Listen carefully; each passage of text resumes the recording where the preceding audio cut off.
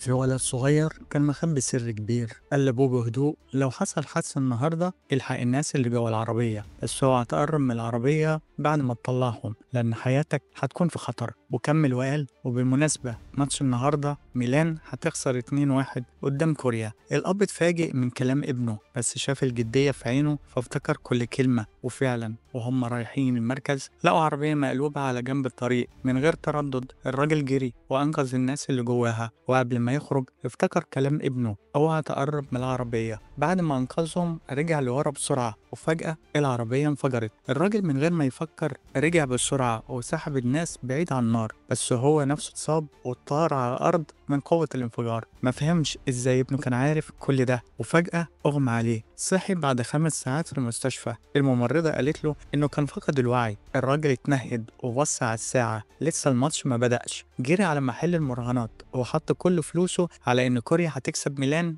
2-1 زي ما ابنه قال له بالظبط. صاحب المحل استغرب وقال له: انت اتجننت؟ ده ميلان دايما بتكسب كوريا على الاقل 3-0. بس الراجل اصر وطبع له تذكره. خلص الماتش والمفاجاه كوريا كسبت 2-1. الراجل حول 700 يوان ل 150 الف يوان، بس ما كانش يعرف ان الراجل الكبير اللي انقذه هو اغنى راجل في المحافظه كلها، وكان بيدور عليه في كل حته علشان يشكره بنفسه. الراجل رجع البيت وفرحان بيحكي لابنه كل اللي حصل من غير ما يعرف إن ابنه أصلا جاي من المستقبل. الولد حلف في سره إنه هيخلي أبوه أغنى واحد ويديله حياة مثالية. ومع ذكرياته في من حياته القديمة خطط لخطوة جديدة. خد أبوه على محل تحف وفعلا لقاهم صدفة بيقابلوا طليقته الشريرة، الست اللي زمان ضحكت عليه وخلته يفلس. كانت واقفة مع حبيبها وعينيهم على لوحة في المحل. صاحب المحل قال إن اللوحة ب3 مليون وحبيبها كان ناوي يشتريها، وقعد يضحك ويستفز الراجل ويقول له: انت مفلس ومش هتعرف تشتري حتى البرواز. وفجأة دخلت بنت الراجل الغني اللي انقذه وقالت بصوت عالي: محدش يهين الراجل اللي انقذ ابويا. وقالت انها هتدفع 5 مليون علشان تشتري اللوحة وتديها له. صاحب المحل اتوتر وقال: بصراحة